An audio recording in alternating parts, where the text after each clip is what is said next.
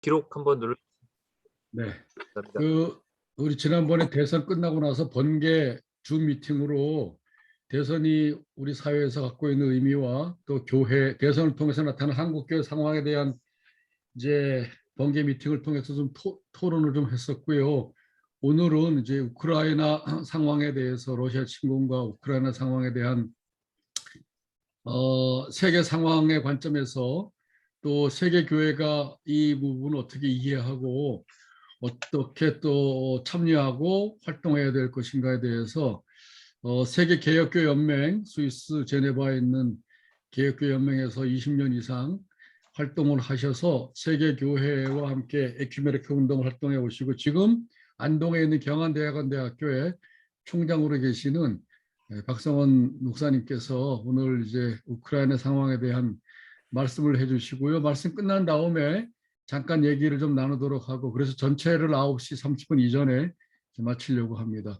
그러면 우리 박 총장님 모실 텐데 박수로 한번 환영해 주세요.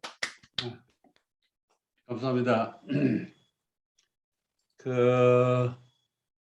뭐 하도 요새 세월이 뒤숭숭해서 마음의 갈피를 못 잡고 있는데 국내에는 선거 때문에 그런 것 같고 세계는 우크라이나 전쟁 때문에 아주 어두워지는 것 같고 그래서 이럴 때 좀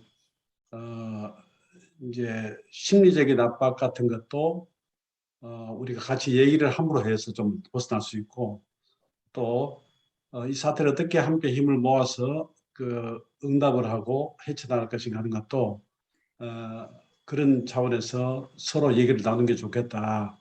이런 얘기들을 서로 이제 우리 한 교수님하고 하게 됐고 그러면은 이번에 이 플랫폼을 이용해서 일단 얘기를 한번 해보자.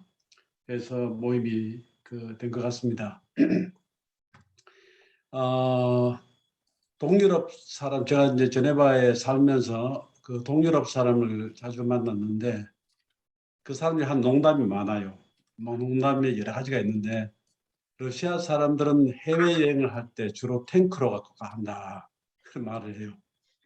정말 보면 러시아 사람들은 밖에 나가면 집단으로 나가면 전부 탱크 타고 나가서 다른 나라들을 점령하고 침범하고 하는 일이 다반사인데 이번에 그런 일을 우리가 맡게 됐습니다. 오늘 우크라이나 전쟁에 대한 신학적 성찰을 하는데 제 생각에는 지금 뭐 미디어에서 여러 가지 분석 자료나 설명 자료가 많이 나오기 때문에 전쟁 상황에 대해서는 그냥 그런 글들을 읽고 충분히 따라갈 수 있다고 생각이 되고 오늘은 이제 여기에 대한 소위 말하면 지정학적인 역학관계가 어떻게 돌아가는지 그리고 지정학적 관계, 역학관계의 분석을 하고 난 다음에는 에큐메니컬 공동체는 여기에 대해서 어떻게 대응을 하고 있는가 그리고 세 번째는 여기에 대해서 우리 신학적 성찰을 어떻게 할 것인가 교회로서 어떤 관점을 가질 것인가 이렇게 얘기를 좀 정리를 해서 가보려고 합니다. 일단 아마 짧은 역사적인 몇 가지 연도를 우리가 표기를 하면 1922년 오늘이 참 우크라이나 침공한 지 딱 한 달이 됐고 그냥 화면 공유하셔도 됩니다. 화면 공유할까요? 네.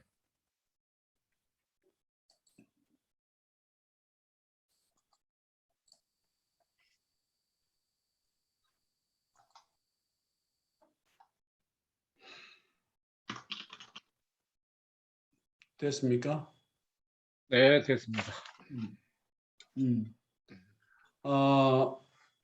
이 오늘이 우크라이나 침공한 지 딱 1년이 됐고 한 달이 됐고 그 다음에 이제 어떤 의미에서는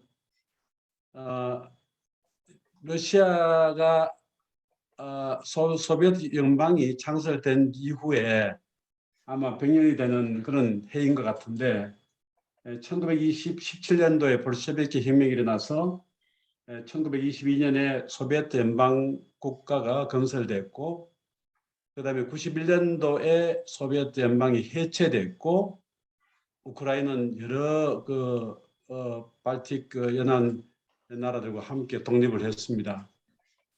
그다음에 중요한 것은 2008년도에 나토 정상회담이 부쿠레슈티에서 있었는데, 이때 소위 말하면 조지 부시 대통령이 그 동국간 그 나토의 동진에 대한 발표를 하면서 그 소련이 그 러시아가 조지아 침공을 했고, 그 다음에 2014년도에 소위 말하는 친소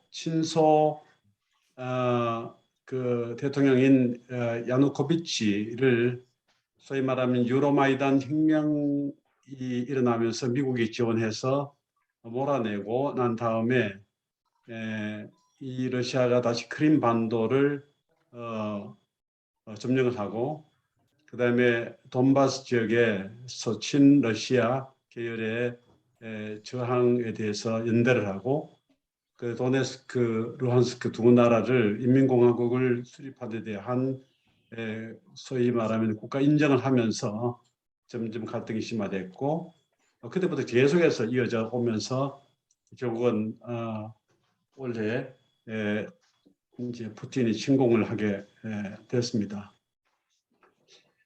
우크라이나 전쟁에 대한 성격을 규정하는데, 내가 보기에는 이 올레카 구릴로라고 하는 이 여성 52살 됐는데 유치원 교사인데, 이분의 얘기가 그 메일 온라인이라고 하는 그 미디어에서 2월 26일자 인터뷰를 했는데, 이분이 얘기하고 있는 그 관점이 현재 우크라이나 전쟁의 성격을 아주 핵심적으로 요약을 하고 있다, 이렇게 해도 과언이 아닙니다. 뭐냐면 이분이 몇 마디를 했는데, 첫 번째는 우리는 러시아와 미국 간의 게임의 볼모로 생각이 된다. 우리는 협상 부품에 지나지 않는데 세상이 완전히 뒤집어졌다, 이런 얘기를 했어요. 그리고는 이 전쟁은 어떤 의미에서는 자기들에게, 이 사람들에게는, 피플들에게는 의미가 없는 거다. 그리고 그 다음에 세 번째가, 전쟁은 우리 엄마들이 아이들을 잃게 만들고 노인, 평범한 사람, 아무 죄가 없는 사람들에게 피해를 입히고 생명을 앗아가는 것, 그 이상 이하도 아니다, 이렇게 설명했는데, 여기에서 두 가지 관점이 중요한 건데, 하나는 우리는 협상 부품, 미국과 러시아 간의 게임의 협상 부품에 지나지 않는데 우리가 지금 현재 볼모가 됐다. 두 번째는, 이거는 제국과 제국대의 충돌 속에서 이게 민중, 백성들, 일반 사람들은만 희생당하고 있다. 이게 모든 전쟁의 내용들이기도 하지만 특별히 여기에서 일어나는 일의 핵심을 찌른다고 얘기를 할 수 있습니다. 그 다음에 우리 한반도에 앉아있는 우리로서는 또 이 사람의 말을 기억할 부분이 뭐냐면은, 내 생애에 내 눈앞에서 사람이 죽어나가고 전쟁이 일어나는 것을 보리라고는 상상도 못했다. 지금 우리 한반도에서 대부분이 우리 생애에 전쟁이 일어나겠느냐, 설마 우리 생애에 전쟁을 보겠느냐라고 하는 그런 상상을 하는데, 어떤 면에서는 우리도 그렇게 볼 수도 있는 충분한 개연성이 있는 것이다. 이걸 우리 염두에 두지 않으면은 우리가 역사의 중요한 부분들을 놓치게 되지 않을까. 그래서 오늘 이 올레가 구릴로 선생님이 한 얘기, 이 두 마디, 이 한 세 마디를 우리가 우크라이나 사태를 보고 또 거기에 우리 사태까지 같이 보면서 기억해야 할 중요한 관점이 아닌가, 그렇게 생각이 됩니다. 이 올레카라고 한 그 선생님이 얘기한 대로 이번 전쟁의 성격은 미국이 주도하는 서방 대 대륙의 헤제모니 대결 구도에서 발생한 거다. 그거는 뭐 요지부동의 어떤 진실 같습니다. 그러니까 우크라이나야말로 그야말로 협상 부품이 지나지 않는데 어떤 의미에서는 고려등 싸움에 새우 등이 터지는 그런 격이 됐고 거기에 대해서 피해를 앞으로 돈 버는 사람 많을 거예요. 돈 버는 사람 많고 이 판에 장사하는 사람이 많을 텐데 그 모든 피해는 고스란히 소위 사람들 피플들에게 가 있고 그 생명에 가 있고 창조 세계에 부어지는 부분이 가 있다. 그다음에 이제 가장 중요한 부분은 지금 벌써 EU의 국방비라고 하는 게 한 3%밖에 안 되는데 벌써 독일, 그다음 프랑스 그리고 유럽의 모든 나라들이 국방비를 배로 증액을 시작을 했어요. 그럼 앞으로는 이 국방비 증액이라고 하는 것을 군산복합체를 합해가지고 계속 밀어붙일 것이고 점점 더 수많은 돈들이 소위 건강과 기후 변화를 지켜나가는 일과 그리고 교육과 이 보건과 여기에 쓰여질 돈들이 전부 소위 말하면 국방비로 다 들어가는 그런 현상들이 앞으로 에스컬레이션 돼서 계속 가게 될 것이다 하는 겁니다.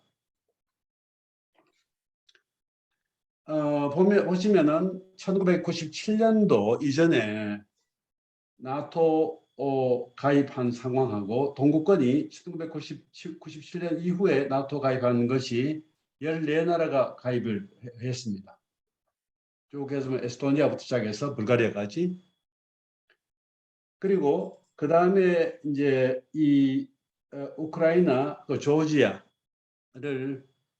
조지 부시가 나토에 가입시키려고 2008년도에 그렇게 아주 공언을 했고 그때 반대도 참 많이 했어요. 예를 들면 독일이나 프랑스 같은 경우에는 이거 너무 위험하다라고 하는 그런 얘기를 하면서 반대를 했었는데 그대로 밀어붙여서 그것을 가입하도록 하는 조치를 했는데 거기에 대한 반발로 러시아가 이제 소위 말하면 조지아 침공을 했었고 그다음에 그 뒤에는 이제 크림반도 합병까지 이제 가게 된 거죠.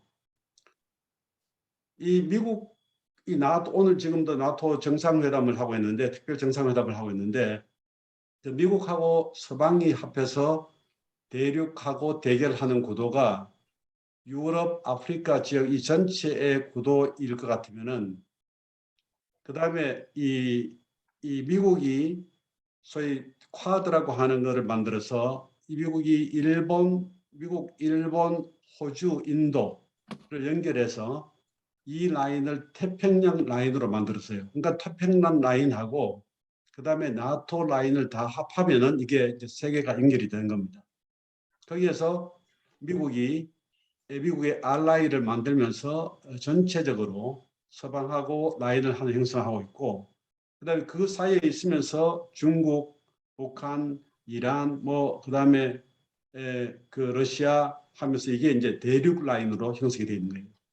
그래서 이 대륙 라인하고 태평양 라인 혹은 태평양 서방 라인하고의 앞으로 이 군사적인 또 경제적인 시장 점유 여러 가지 기술 문제 소위 말하는 지금은 이제 팬데믹이니까 앞으로 질병을 통한 어떤 세계 헤제모닉 그 도미네이션을 앞으로 점점 더 강화해 갈 것이다.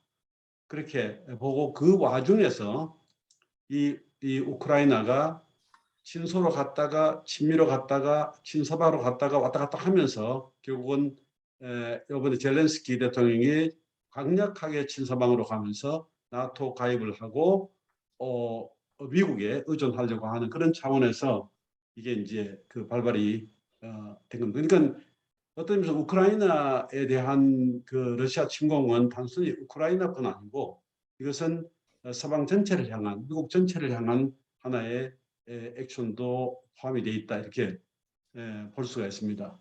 세계 지도 보시면 이제 아까 그 라인들이 어떻게 형성된 건가 하는 것을 한번 상상을 해볼 수 있고, 그 다음에 제가 오늘 강조를 하고 싶은 것은 이렇게 아까 세계 지도를 염두에 두면서 봤을 때 그 서방하고 미국이 나토를 중심으로 이 대륙 라인하고 그 연결되는 그 접경 지역에 우크라이나, 크림반도, 발칸반도, 그다음에 이미 오랫동안 그 전쟁을 하고 있는 시리아가 있고, 이라크가 있고, 이란이 있고, 아프가니스탄이 있고, 그 다음에 아시아로 건너오면 남중국해가 있고, 대만이 있고, 그 다음 평양이 연결되는 거예요. 평양, 대만, 이란, 테헤란, 시리아, 우크라이나 이 지점이 대륙 라인하고 소위 말하면 태평양 라인하고 부딪히는 접경 지역에 있고, 이것은 항상 전쟁이 아까 얘기했던 협상 부품의 가치밖에 안 가진 지역에서 국지전이든 특별 그 군사작전이든, 이번에 이제 우리가 주목해야 될 부분이 소위 말하면 그 벨라루스하고 러시아가 합동훈련을 하다가 넘어갔는데, 이 합동훈련이라고 하는 것이 그냥 합동훈련을 하는 건 아니에요. 합동훈련은 항상 전쟁을 상정하고 하는 거기 때문에 이런 것들이 자꾸 반복이 되면, 합동훈련이 반복이 되면 그것이 전쟁으로 갈 수 있는 여러 가지 소위 말하면 업데이팅을 하는 그런 과제다, 이렇게 볼 수가 있고, 이 대륙 라인하고 그 다음에 태평양 서부 라인이 충돌하는 곳에서는 항상 양쪽에서 리짐 체인지를 늘 염두에 두고 하는 겁니다. 그러니까 우리가 선거를 하고 이 라인에서 선거를 하고 할 때 정권 교체라고 하는 것이 단순한 어떤 우리만의 선택이 아니고, 이것은 어떤 의미에서는 대륙 라인하고 태평양 라인이 항상 그 게임을 보면서 어떻게 자기들에게 유리하게 갖고 갈 것인가 하는 것을 염두에 두고, 그런 정권 교체 같은 현상들도 자기들의 이익에 맞춰서 끌고 간다, 아니면 그 뒤에 공작을 한다, 이렇게 봐도 과언이 아닙니다. 이 점이 내가 보는 우크라이나 사태를 보면서 저거는 먼 그 동국간의 얘기가 아니라 A라고 생각하는 것은 상당히 위험하고, 우리도 그 라인에 항상 있을 수 있다라고 하는 염두를 하는 것이 중요하다는 겁니다. 이 지정학적인, 이제 소위 뭐 지오폴리티컬, 지정학적인 혹은 지오이코노믹, 지구 경제학적인 그런 차원에서 봤을 때는 항상 엠파이어가 있고 제국이 있고, 그 제국이 목표로 하는 것은 시장 이코노믹, 그러니까 경제적인 시장 장악이에요. 그런데 그 제국이 시장 장악을 해나가는 과정에서 필요한 두 가지 핵심적인 라인이 뭐냐면은 군사 활동이고, 그 다음에 기술입니다. 어떤 테크놀로지든지 항상 군사적인 이 역할하고 같이 늘 붙어서 있는데, 이 네 축이 결국은 세계 전체 지정학적인 경제라든가 정치라든가 군사라든가 문화라든가 사회라든가 모든 것을 이 프레임 속에서 좌지우지한다고도 과언이 아니고, 따라서 이것에 대한 어떤 아주 주도 면밀한 분석을 하고 흐름이 어떻게 돌아가는지를 살피고, 거기에 대한 대응을 국가적으로든지 학문적으로든지 사회적으로든지 하지 않으면 항상 핵심을 놓치게 되는 그런 될 것이다. 이번에 예를 들면은 나중에도 제가 얘기를 하기는 하겠습니다만은, 현재 정치 지도자, 물론 뭐 정치 권력하고 소위 말하면 경제하고 정경유착은 항상 있는 것이지만은, 과거에 비해서 훨씬 더 현재 정치 지도자들은 자기 사익을 추구하는, 사익을 국가의 국가 경영에서 사익을 추구하는 행태를 많이 보이고 있어요. 이번에 지금 자꾸 나온 얘기가 푸틴의 재산이 얼마인지 모른다는 겁니다. 왜냐하면 푸틴의 재산이 자기가 돈을 버는 사람이 사업가가 아니기 때문에 그 돈이 어디 올 것인가. 옐친이 러시아로 만들고 소련을 러시아로 만들고 난 다음에 신자유주의로 러시아 경제 전체 재편을 했을 때 그 경제 전체를 장악한 것은 러시아 마피아입니다. 그 마피아 라인에서 현재 러시아의 기업들이 밖으로 나갈 수 있는 모든 길들을 만들기 위한 작업을 하는 것이 바로 러시아 탱크가 밖으로 나간 일이에요. 지금 이번에도 나온 얘기가 소위 말하면 흑해로 통로를 만들기 위한 지속적인 작업을 해왔었고, 이번에 우크라이나 전쟁에서 최소한도 그 러시아가 획득하려고 한 목적이 흑해로에 가는 통로를 확실히 확보를 하겠다. 그 말은 단순히 흑해로 나가기 위한 것이 아니고 러시아의 무역이라든가 모든 경제, 지금 그 소위 마피아 경제들이 아프리카까지 진출할 수 있는 통로를 만드는 소위 말하면 그 확장 정책 중에 하나가 되는 겁니다. 지금 뭐 우크라이나 사태 때문에 정신이 없는 상황이지만은 사실은 아프리카에서 러시아하고 중국이 아프리카 모든 나라에 대해서 경제적인 프레임을 재편하고 그다음에 거기에 소위 말하면 영향권을 대륙의 영향권을 높이기 위한 작업들을 지금 계속하고 있는데, 그런 일들이 과거에 라틴 아메리카에서 일어났던 일을 넘어서서 아프리카에 새롭게 벌어지고 있고, 그 첨예하게 이것이 우크라이나 사태가 세계 이슈가 되는 것은 아프리카 문제는 훨씬 더 심각한 문제가 많이 있지만은 이 우크라이나 문제가 더 첨예하게 이게 부각이 된 이유는 유럽하고 맞닥뜨려 있기 때문에 이 세계화 이슈가 된 거고, 만약에 한반도가 그렇게 됐을 때는 우크라이나 사태만큼 그렇게 크지 않을 거예요. 그렇게 중요하지 않으니까, 유럽이었기 때문에. 그러니까 결국은 지금 뭐 러시아의 천연가스 노르트 스트림 넘버 1, 노르트 스트림 넘버 2 이런 여러 가지 얘기를 하지만은 러시아 경제가 러시아 민중 전체의 경제적인 어떤 번영을 위한 것이 아니고 아주 소수의 신자유주의 그룹의 그 마피아들이 권력과 합해가지고 그 전체 세계 시장을 자기의 부의 무한 축적을 위한 그런 일로 만들기 위해서 밀리터리 포스를 사용하고 동시에 테크놀로지를 사용하고 그다음에 모든 이코노믹 프레임을 사용해서 그거를 끌고 나갈 것이다, 이렇게 보고, 우크라이나 사태 밑바닥에는 그런 부분이 분명히 있다 하는 겁니다. 그다음에 우리가 중요하게 한번 봐야 될 게 그 소위 말하면 동권 붕괴 이후에 베를린 장벽이 무너지고 난 다음에 최소한도 베를린 장벽이 있기 전까지는 유럽에서는 그래도 사회민주주의니 소위 사회주의라고 하는 어느 정도의 그 관점을 늘 머리에 염두에 두고 있었는데, 지금은 완전히 사회주의라고 할 것은 사회주의적 관점은 전부 거의 그냥 변방으로 좁혀나가고, 지금 중도 우파를 넘어서서 극우파까지 거의 설치는 그런 상황이 됐고, 이게 유럽뿐 아니고 전 세계의 정치 지도자의 그룹들이 다 가고 있다고 하는 것을 우리가 목도로 하고 있어요.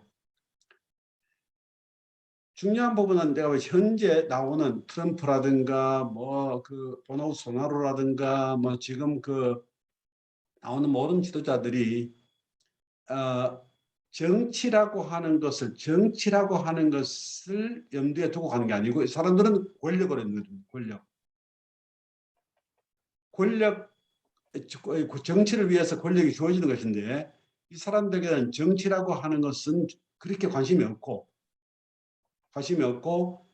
아주 목적적인 부분이 뭐냐면 권력을 통해서 다른 사익을 추구하는데 아주 많이 정치적인 영향이라든가 경제적인 이득을 얻기 위한 노력에 많이 가 있다는 거고, 둘째, 이들을 정치 지도자로 만드는 국민이 누구냐 했을 때 아주 열광주의자들, 다시 말하면 이념적인 어떤 그 목적이라든가 프로그램이 있는 게 아니고, 거기 이제 우리 한국에서는 가끔가다 파퓰리스트라고 말을 하는데, 그런 인기몰이 하는 그런 차원이 아니고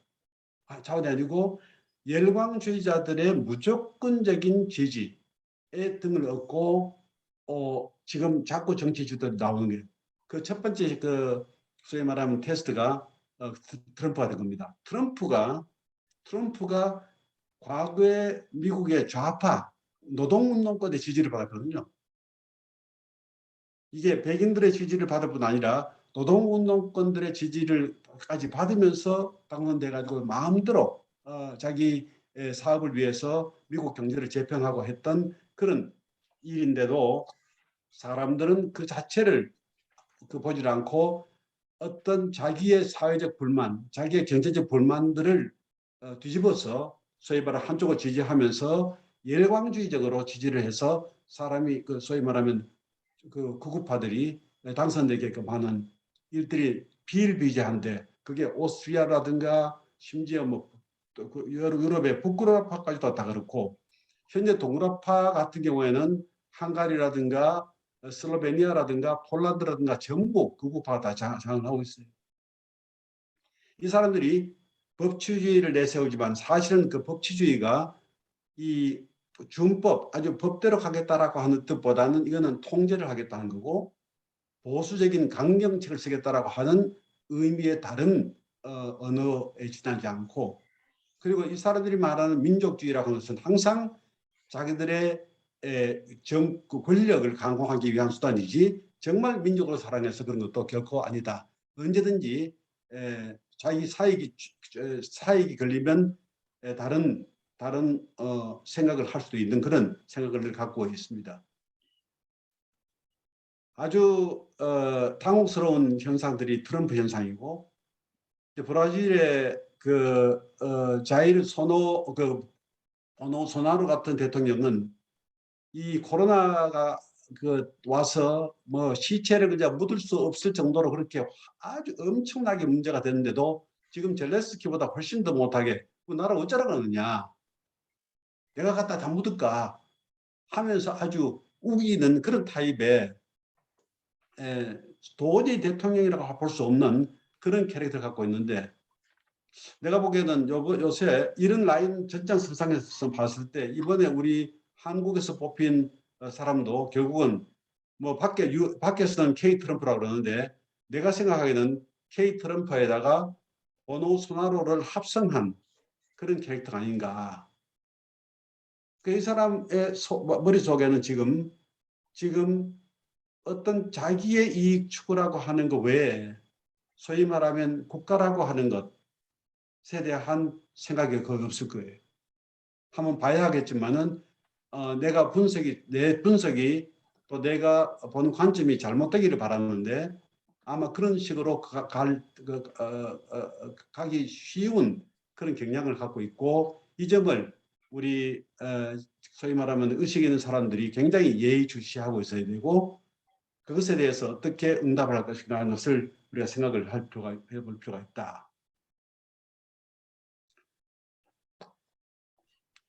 그다음에 이제 이러한 정치적인 소위 말하면 프레임과 다이나믹스 속에서, 역동성 속에서 그동안 에큐메니컬 공동체는 어떻게 대응을 해왔느냐. 제가 제 책에서 이 아크라 신앙 고백에 대한 얘기를 자주 했었는데, 아크라 신앙 고백 안에 이 부분이 상당히 지정학적인 전체의 역학관계를 잘 분석하고 거기에 대해서 신앙 고백적으로 응답할 내용이기 때문에 이게 아주 중요한 건데, 단순히 신앙 분석 아니고 소위 말하면 정치 현실과 군사, 기술, 경제 전체를 다 볼 수 있는 중요한 신학적인 틀인데, 거기에 보면 두 가지 부분이 나와요. 하나는 신자유주의 경제구조, 그리고 엠파이어. 이 엠파이어에 대해서 우리가 신앙 고백에 넣을 때 서구 교회하고 우리가 엄청나게 논쟁을 했습니다. 저쪽에서는 엠파이어 넣지 말자는 거예요. 우리로 봐서는 엠파이어가 지금 다 해먹는 건데 그걸 안 넣으면 무슨 의미가 있느냐. 그래서 소위 중도 우파, 중도 좌파, 유럽의 중도 좌파까지도 이 엠파이어를 넣는 데 대해서는 상당히 부담이 있었어요. 그럼에도 불구하고 아주 엄청난 논쟁을 끝에 아크라 신앙고백을 했는데 제가 보기에는 현재 엠파이어와 신자유주의 경제 구조가 이 전 세계를 지금 재편을 하고 있고 이것이 군사화하고 테크놀로지하고 함께 지금 하고 있는 혼합작용을 일으키고 있고 그때 아크라 신앙고백에서는 이거는 복음과 모순된다. 다시 말하면 기독교 신앙을 가진다면 이걸 받아들일 수 없다. 라고 하고 우리가 선을 확실하게 끈 부분이 바로 아크라 신앙 고백입니다. 그러면 이제 그 아크라 신앙 고백 프레임이 이번 우크라이나 전쟁에 있어서도 신학적인 소위 말하면 분석에 틀이 되는 거예요. 그거를 갖고 볼 수 있는 우리 눈들이 있어야 되고 신학적인 소위 인식론이 우리 형성돼야 된다. 그럼 이번에 이제 우크라이나 전쟁에 대해서 에큐메니컬 대응은 어떻게 지금 하고 있는가? 첫 번째는 많은 개교회들이 우크라이나 평화를 위해서 기도하고 있는 건 많고, 그다음 구호의 활동도 참 많이 하고 있습니다. 아주 평범한 교회들이 많이 하고 있어요. 이건 좋은 일이고, 그다음에 에큐메니컬 공동체 액션도 여러 가지 벌어지고 있는데, 특별히 뭐 WCRC하고 LW 루터교 세계연맹은 온라인 기도회를 개최를 했고 그 이후에 아마 구호 사업에 집중을 하고 있는 걸로 알고 있습니다. 정치적인 행동을 한 것은 바로 WCC인데 WCC 이제 요한 사우카 루마니아 사람이에요. 정교회 사제고 요한 사우카 현재는 그 총무를 못 뽑은 상태이기 때문에 이분이 액팅 제너럴 세크레터리인데 뭐 우리말로 적당하게 번역할 게 없어서 일단 과도 인테림 사무총장을 맡았는데 이분이 그 러시아 정교회 총대 주교인 키릴 총대 주교에게 옛날에 키릴도 WCC의 중앙위원도 했었어요. 나하고는 같이 안 했는데 내 이전에 그 했었는데 그 키릴에게 사우카가 당신이 이 우크라이나 전쟁을 중지하는데 좀 목소리를 내라, 높여라 라고 요구를 했습니다. 했는데 키릴이 답변을 했어요. 답변했는데 아주 뭐 무미건조한 얘기를 온갖 평화 얘기, 일치 얘기 다 하면서 전혀 여기에 대한 어떤 비판적인 얘기도 하지 않은 채 그 답장을 하고 끝이 났습니다. 그러니까 지금 이 WCC 안에서 그리스 정교회 그리고 그 다음에 동방정교회 하고 러시아 정교회는 교회를 달리하기 때문에 상당한 앞으로의 그 갈등이 아마 있을지도 모르는 그런 상황입니다. 그런데 이제 미국하고 카나다 서방 그 유럽에 있는 정교회 65명의 정교회 지도자들이 얼마 전에 그 정교회 우크라이나 전쟁에 대한 정교회 신학 선언이라는 걸 발표를 했어요. 그 신학 선언 문서가 나한테 와 있는데 그 문서를 보면 그 바멘 디클레레이션하고 형식을 똑같이 했습니다. 똑같이 했고 그리고 이 신학 선언의 라인들이 지난번 우리 공부할 때도 말했지만은 벨라 컨페션하고 아크라 컨페션도 거의 같은 맥을 같이 갖고 있는데 이것이 우리가 복음의 원칙에 의한다면은 현재 이런 상황을 우리가 받아들일 수 없다. 거부한다. 하고 복음과 양립할 수 없는 현재 상황에 대한 조목조목 비판을 하고 거기에 대한 신앙의 입장을 천명을 하는 거예요. 근데 이번에 이 문서에 이 정교의 신학 선언에 중요한 부분이 나왔는데 그게 이제 뭐냐면은 현재 러시아 정교회하고 키릴하고 푸틴이 계속해서 러시아 세계 소위 그 러시안 월드라고 하는 것을 계속 프로파간다를 해왔다는 거예요. 그러면서 지금 현재 전체의 그 러시아 확장 정책이 전부 러시아 세계를 구축하는, 뭐 우리 이제 밖에서 말하던 구소련 체제를 구축한다 그렇게 말하는데, 그건 말하지 않고 러시안 월드를 다시 구축하는 그 라인에 이 교회로서의 본분을 망각하고, 우크라이나 안에 있는 교회도 러시아 정교회 중에 하나인데 그 형제 자매들 향해서 국가가 주도가 돼서 하는 전쟁에 대해서 교회가 우리가 하나의 교회다라고 하는 얘기를 하지 않는 것은 헤레시다, 이단이다. 그렇게 천명을 하고 시작을 했어요. 이 부분이 내가 보기에는 굉장히 중요한 부분이고, 앞으로 이게 논쟁이 상당히 될 부분 중에 이제 하나입니다. 제일 세계 에큐메니컬 공동체 속에서 제일 세게 액션 취한 것은 오이코출이에요. 오이코출이 즉각 우리가 회의를 했는데, 회의를 한 결과 러시아 푸틴, 그다음에 젤렌스키, 바이든 대통령, 그리고 나토 3총장, 그리고 EU 유럽 의회 회장 앞으로 우리가 사안을 보내서 요구를 했습니다. 우리 긴 편지를 안 쓰고 아주 공허한 얘기 안 쓰고 9가지 요구를 했어요. 9가지. 첫 번째, 전쟁 즉각 중지해라. 두 번째, 그 우크라이나 지역에 비핵화를 해라. 세 번째, 국민의 세금을 전쟁에 사용하지 마라. 네 번째, 나토 확장 중지해라. 그리고 다섯 번째, 모든 나라의 국민의 자유와 인권, 안보를 보장해라. 그리고 우크라이나 안에 사는 러시아어 사용하는 국민의 관심에 대해서, 그 관점에서 고민에 대해서 우크라이나 정부가 주목을 해라. 그리고 이 민족을 위해서 평화와 신뢰의 생태 구조를 수립을 해라. 다시 말하면 서로 의심하지 않도록 하는 신뢰를 할 수 있는 그런 구조를 만들어라. 그리고 어떤 나라를 상대로 하는 어떤 나라의 전쟁도 우리는 반대한다. 그리고 그 다음에 그 전쟁의 고통에서 민족을 해방시켜라. 이게 이제 우리가 요구하는 9가지 부분이에요. 여기에 보면은 우리가 이제 토론할 때, 제가 이제 그 오이코추리 의장이니까 우리가 아주 여러 번 토론을 해서 내일 또 우리가 토론합니다. 내일 또 이제 이 후속 조치에 대해서 논쟁을 하는데, 지금 논의를 하는데, 우리의 초점은 피플이다. 우리는 어느 체제도 아니고 어떤 것도 아니고 우리는 피플이다. 물론 그 피플을 더 넘어가서 이번 전쟁을 넘어서면은 모든 생명체에 대한 것을 가겠지만은 최소한도 이 전쟁에 관해서는 피플이다. 그런데 이제 나중에 뭐 이제 또 그런 기회가 있을지 모르겠습니다만은, 예수님이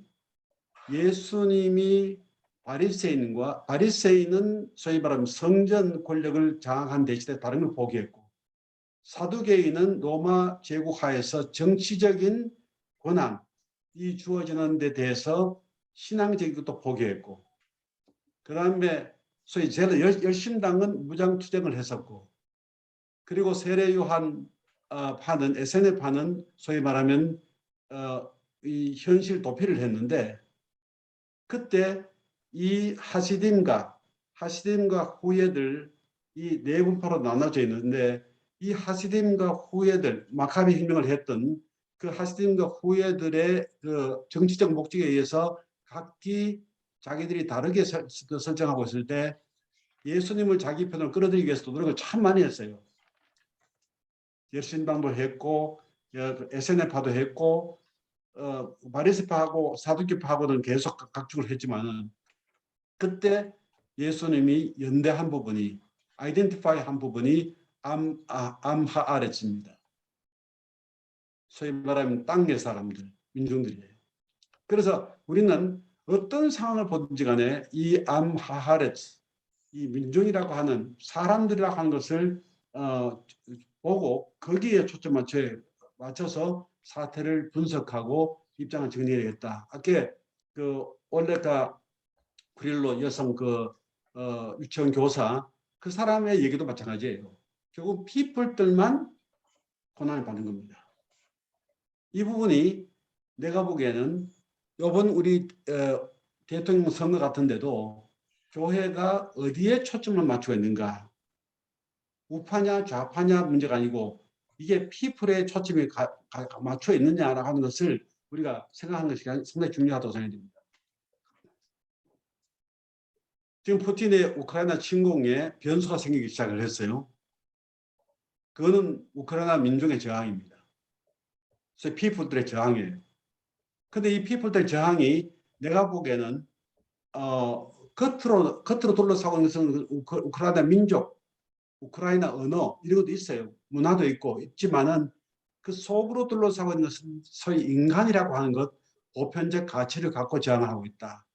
자기의 권리, 자기의 생명을 뺏기지 않겠다라고 하는 보편적 가치를 가지고 이 우크라이나 민중이 물론 젤렌스키가 어느 정도 역할을 하지만 아주 보이지 않는 차원에서 대동단결하고 있기 때문에 현재 함락을 쉽게 못하는 거예요. 내가 보기에는 아마 상당한 장기적으로 갈 것이다. 아니면 자칫하면은 이제 3차 대전으로 갈 수 있는 여지도 상당히 있는 거다.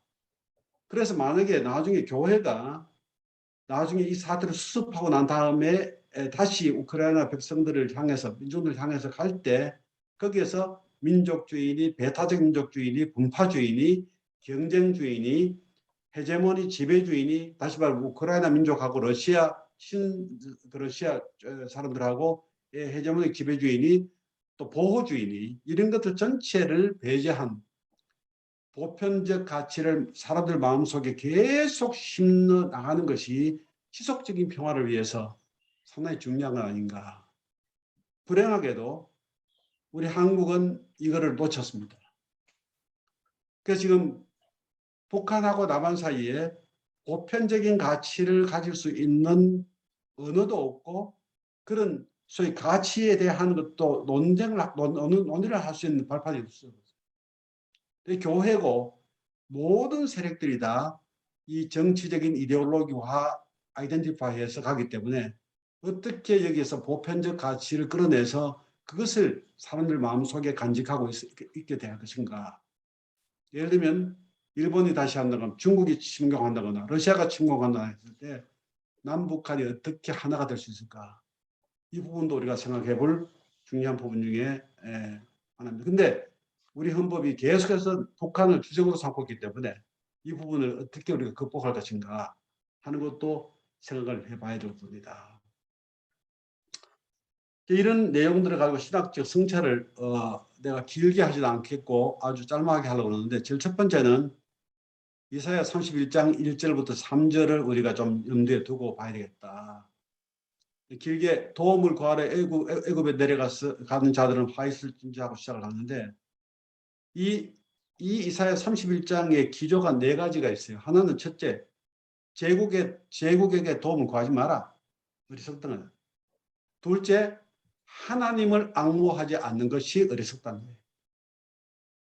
세 번째가 제국은 신이 아니고 사람이다. 그건 사람이다. 다시 말하면 다른 아젠다를 갖고 있는 사람이기 때문에 절대 믿을 수 없다. 마지막은 돕는 자도 도움을 받는 자도 끝내는 다 도탄에 빠지게 될 것이다. 이게 이사야 31장 1절부터 3절까지의 내용의 그 핵심적인 그 프레임이에요.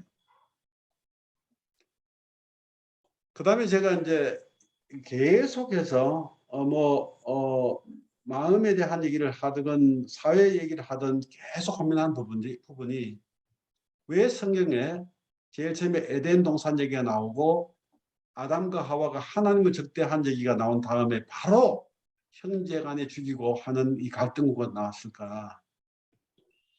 저는 이게 인간이 갖고 있는 아주 기본적인 모습이 아닌가. 사람이 사람답지 못하고 사람이 하나님을 바라보고 자기를 설정하지 못하는 아주 기본적인, 이거는 뭐 도사도 마찬가지고 목사도 마찬가지고 스님도 마찬가지고 심지어 종교를 갖고 있는 사람까지도 이익을 넘어서지 못한 거예요. 목사들 간데도 얼마나 시기와 질투가 많고 라이벌 의식이 많고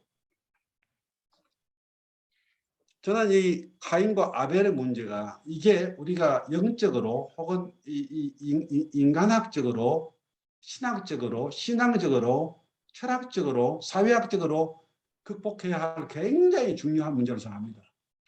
네, 저는 이 가인과 아벨 사이의 문제가 이것도 뭐 우리가 한번 분석할 필요가 있는데 제 첫 번째 있는 것이 헤게모니 지배욕입니다.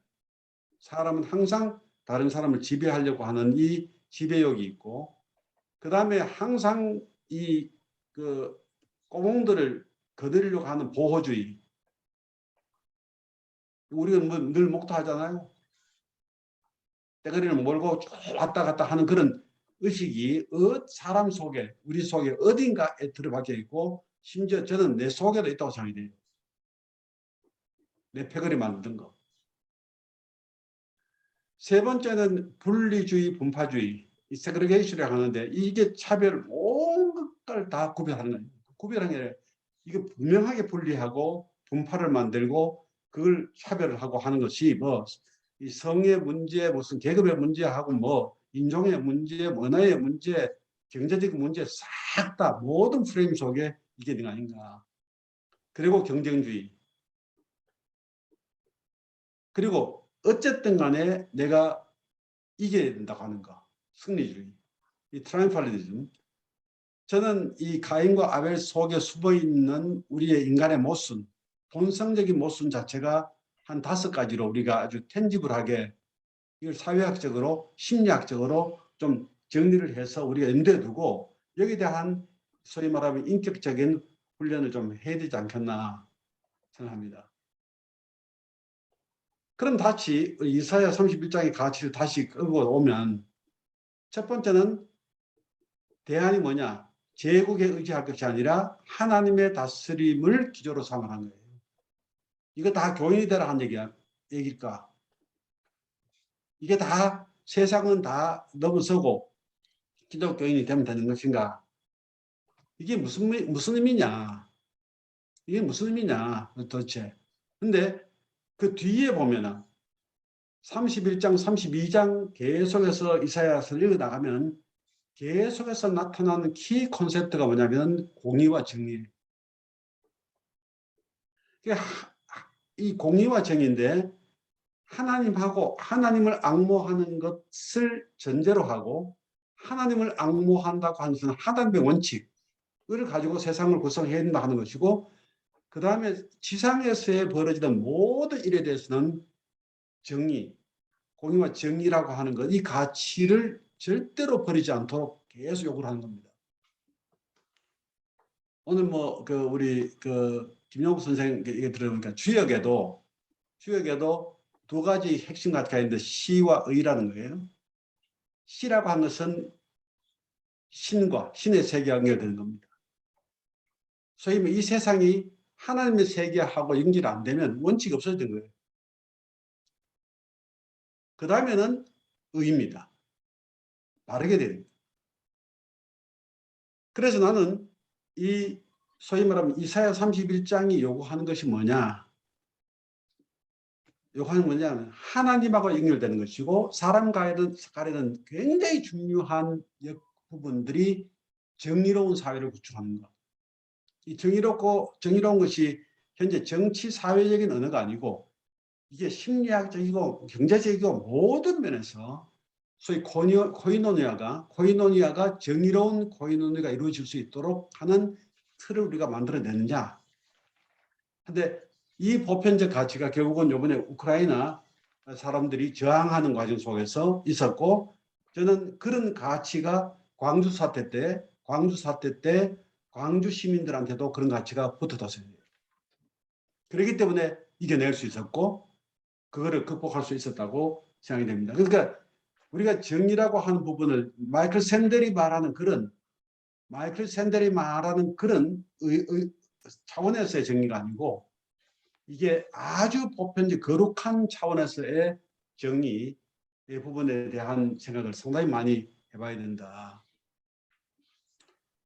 그 다음에 이제 우리 다 선교학을 공부한 분들이니까 내가 이 부분에 대해서 좀 얘기하고 싶었는데 마태복음 28장 이게 선교학의 하나의 소위 말하면 헌법 정치인과 같은 것인데 이 말씀의 근거에서 얼마나 우리가 많이 소위 말하면 확장 증거를 했고 해외 선교를 했고 전도를 했고 그리고 교인화를 하는 선교를 했습니까?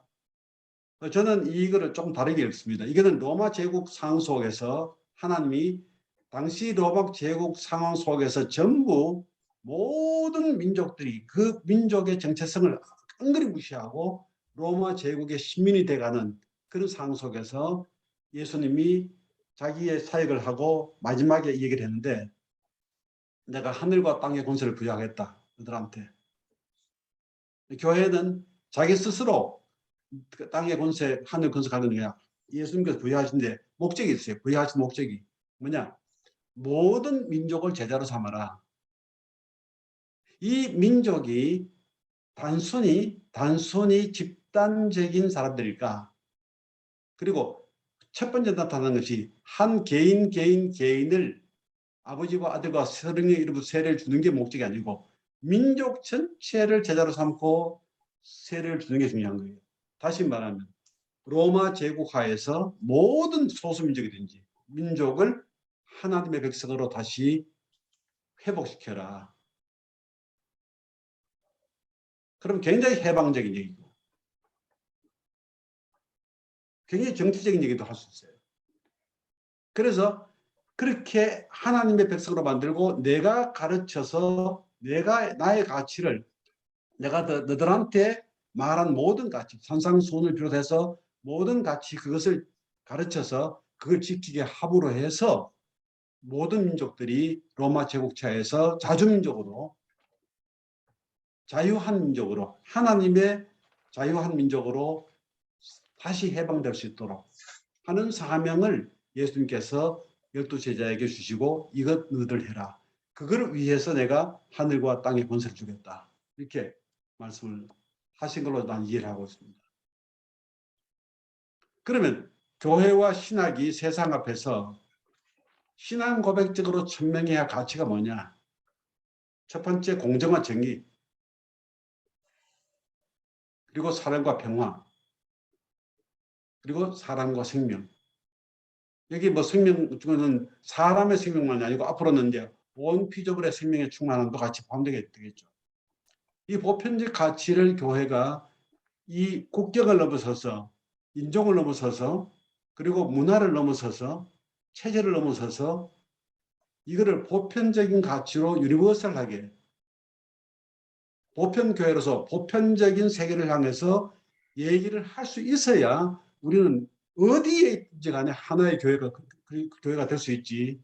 그거 아니고서는 절대로 우리가 이 내셔널 처치를 넘어설 수 없는 혹은 특정한 민족의 교회를 넘어설 수 없는 이번에 키릴 대주교가 아주 중대한 하나의 교회를 깨는 이단이 되는 그런 정도의 죄를 범할 수도 있는 그런 상황이 아닌가 생각합니다. 얘기를 끝내고 싶은데 자 키리엘레이손 키리엘레이손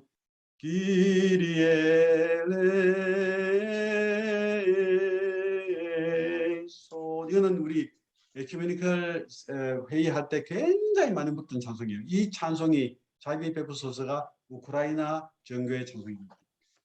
그런데 지금 이 찬송을 우리가 얼마나 철저하게 불러야 될지 우리 죄도 고백하고 우리가 하나님께서 우리에게 다시 기회를 주셔서 이 난관을 극복할 수 있도록 하는 그런 일들을 해야 되지 않겠나 한 차원에서 이 뭐 오늘 찬송 부르지는 못하겠는데 일단 여기에 링크를 만들어 놨으니까 나중에 한번 보시고 교회에서 한번 불러 보시면 좋겠습니다. 일단 공유를 중지를 하겠습니다. 맞나요? 네.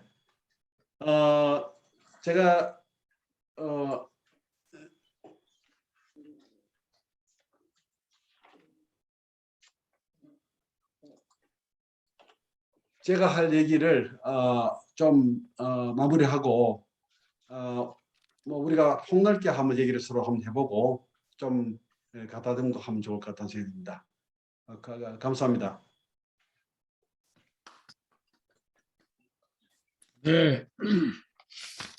우리가 일반적으로 뉴스를 통해서 우크라이나 상황에 대한 얘기를 어느 정도는 알고 있지만은 오늘 이제 우리 박 총장님께서 세계 정치, 경제 구조적 차원에서 또 그 숨어 있는 어떤 배경의 그 요인들도 좀 밝혀내시고 또 세계교회 차원에서 어떻게 접근해 왔는지를 말씀해 주셨고 이것이 한국 상황과는 어떤 연관성을 가질 수 있을까 이런 주제에 대해서 말씀해 주시면서 지난번 우리가 에큐메니칼 그 공부를 박 총장님의 책을 가지고 6번 했는데 단순히 책을 통해서 공부할 뿐만 아니라 실제로 벌어져 있는 그 오이쿠멘에 사람이 살고 있는 전 지구 상황을 어떻게 신학적으로 인식을 하고 또 교회가 지역교회까지 전 세계가 함께 연대해서 접근해 나가야 될 것인가 그런 부분에 대해서 말씀해 주셨어요. 아주 귀한 말씀 감사합니다. 오늘 말씀 들으면서 먼저 여러분들이 질문하시고 싶으신 거 있으면 해보시거나 아니면 이 상황에 대해서 말씀을 듣고 또 여러분 나름대로의 소감이나 의견들이 있으시면 손 들고 말씀해 주시면 좋겠습니다. 네. 김영철 목사님이 먼저 아무래도 한번 좀 끊어보세요. 소감. 우리 네. 사회 윤리를 전공하시고 또 에큐메니칼 운동 열심히 하고 계시는. 하여튼 목사님 오랜만에 강의 그 전 세계적인 문제에 대해서 관심을 가질 수 있도록 그 안내해 주신 거 감사드리고요. 이제 제가 아까 말씀드렸지 이제 동네에 내려와서 이렇게 보게 되면 이런 문제에 대해서 별로 이제 관심을 갖지는 않아요. 특히 한국 사회는 국제적인 이슈에 대해서 굉장히 그 뭐랄까요 좀 그 깊은 관심을 갖지 않고 우리가 지정학적으로 좀 멀리 떨어져 있기도 하고 그 여러 가지 그런 문제가 있어서 그런지 이런 문제들에 대해서 나의 문제라고 생각하지 않고 뭐 아주 그먼 나라의 문제라고 생각하는데 그걸 또 우리의 문제로까지 연결을 시켜 주셨습니다. 특별히 그 아까 말씀하신 대로 서방 대륙 관계하고 태평양 라인과 대륙 라인 이 문제는 미국과 중국의 아주 그 극한적인 G2 간의 대립 속이 이제 러시아까지 연결돼 가지고 이게 새로운 신냉전 구조로 들어가는 상황이다 이렇게 많이 평가를 하고 있는 것 같아요. 이제 신냉전 구조는 과거 같은 그런 공산주의하고 자본주의의 대립이라기보다는 또 다른 측면에서 이야기하는데 목사님 분석은 총장님 분석은 대부분 그 두 세력이 엠파이어라는 면에서는 괴를 같이 한다 그렇게 이제 얘기를 하셨는데 젤렌스키 같은 경우에는 그 한쪽 편에 너무 명확하게 섰다가 말하자면 이 극단적인 전쟁까지 이렇게 갖고 오게 되는 그런 정책적인 오류를 범했다고 할까요? 그런 면도 없지 않아 있는 것 같고요. 그게 이제 저희들한테도 상당히 이제 시사하는 바가 큰 것 같습니다. 이렇게 일방적으로 한편에 서게 되면 잘못하면 그 희생양이 되거나 아까 말씀하신 대로 그 협상 부품이 될 수 있는 가능성이 있기 때문에 우리의 자주적인 그런 그 어떤 태도를 가지고 임하는 게 굉장히 중요한데 지금 정권이 이제 교체가 되면서 상당히 염려가 되는 부분이 뭐 CIA가 와서 일단 윤석열 후보를 만나고 가서 이제 출마를 하게 됐다 그런 얘기도 나오고 그래서 걱정이 상당히 되는 거고요. 그런 입장에서 이제 교회가 이번에 선거에서 참 재밌는 거는 이제 교회적 이슈가 하나 생겼지 않습니까? 그 무당들이나 이런 어떤 점을 치는 그런 부분이나 또 이제 그 신천지를 비호했던 그런 일들이 드러났는데도 교회들은 과거에는 상당히 보수적인 교회들이 그런 부분에 대해서 굉장히 정죄를 하거나 이렇게 문제를 제기했는데 이번에는 그 부분에 대해서 그렇게 많은 이야기가 되지 않은 것 같아서 과연 이제 우리가 자주적인 입장에 서서 이 두 라인 속에서 잘 이렇게 줄타기를 하면서 평화를 지키고 이렇게 한반도가 번영을 되기 위한 그 노력을 해야 되는 데 있어서 얻을 수 있는 교훈이 무엇일까라는 게 저한테는 가장 큰 관심이었고요. 그런 부분에 있어서 이제 교회가 가져야 될 근본적인 에큐메니컬 가치에 대해서는 설명을 잘 해주신 것 같습니다. 근데 여전히 이제 염려가 되는 건 아까 말씀드렸듯이 이번에 대선 과정에서 나타난 이 교회들의 그 여러 가지 모습들이 제가 보기에는 이렇게 희망적이지만은 않아서 상당히 걱정은 되는데, 어쨌든 그럼에도 불구하고 한반도의 평화를 지켜나가고 그 우리 같은 경우에 더군다나 중국의 수출이 뭐 미국하고 유럽하고 그 일본하고 합쳐보다 많더라고요. 이제 그런 어떤 상황인데 우리가 일방적인 어떤 한 입장에 선다는 건 상당히 위험한 부분이니까 자주적인 입장을 취하는 데 있어서 교회가 그런 보편적 가치를 가질 수 있도록 촉구할 수 있는 그런 교회가 되었으면 좋겠다는 생각을 많이 하게 되었습니다. 네, 감사합니다. 우리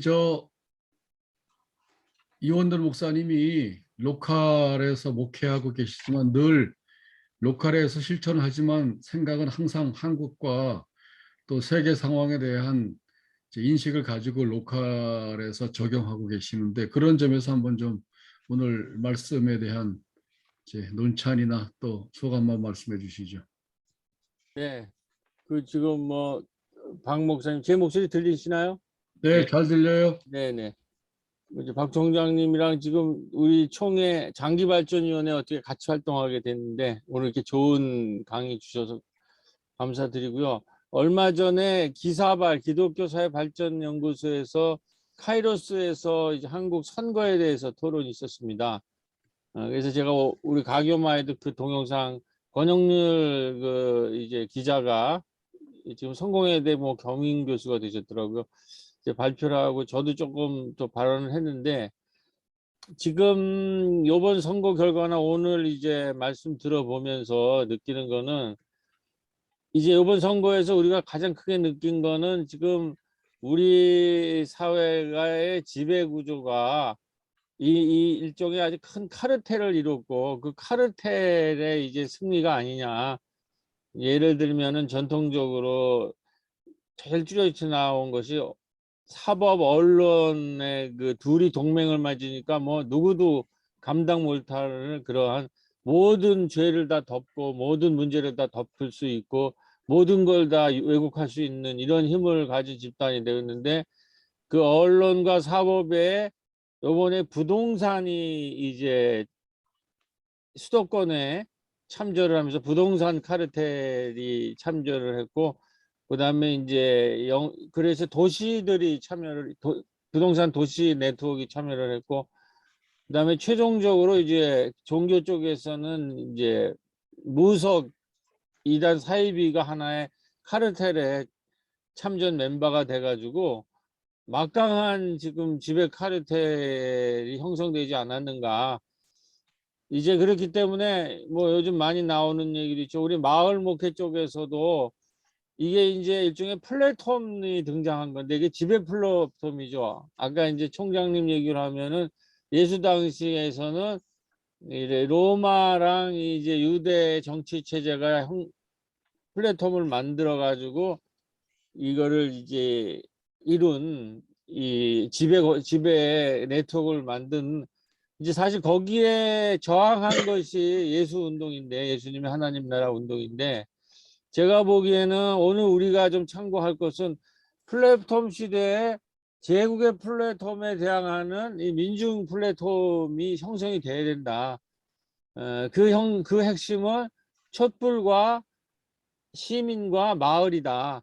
근데 이것이 그냥 엉성한 연결이 되는 게 아니라 예수님의 하나님 나라 운동처럼 하나의 제국에 상대할 수 있는, 제국에 맞설 수 있는 일동안 이 플랫폼화되는 그런 정도까지로 네트워크가 형성이 돼야 된다. 이제 그런 얘기들이 있어서 지금 마을 교회도 마을 전체를 플랫폼화할 필요가 있다. 마을 목회 자체를.